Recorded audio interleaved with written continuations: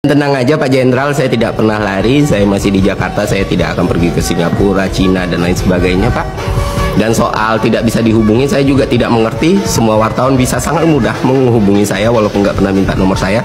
Dan nomor saya juga udah tersebar di mana-mana. Dan saya harus konfirmasi pesan atau apapun nggak pernah sampai ke saya.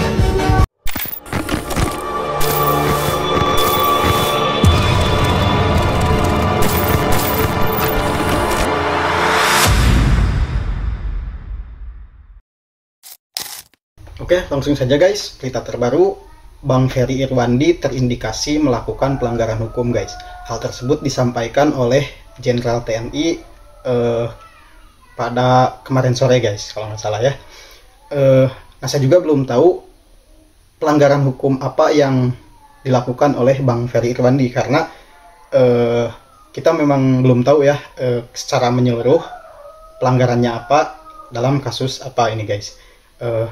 Kalau misalkan dalam kasus kritikan atau ucapan-ucapan beliau, menurut saya nggak mungkin sih kalau sesederhana itu.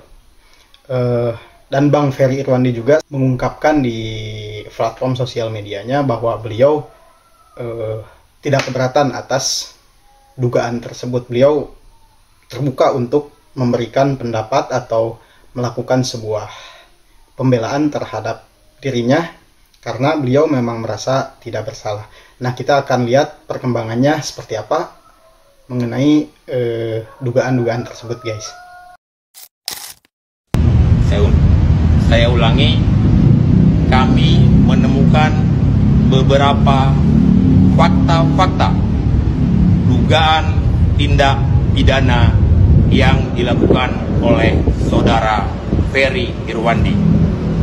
Selanjutnya, sebagai warga negara yang taat dengan hukum, kami tentunya mengedepankan hukum, sehingga atas dugaan tindak pidana tersebut kami akan melakukan langkah-langkah hukum. Saya pikir itu aja ya teman-teman. Terima kasih, selamat malam. Gue nggak tahu apa-apa, gue lagi main FIFA.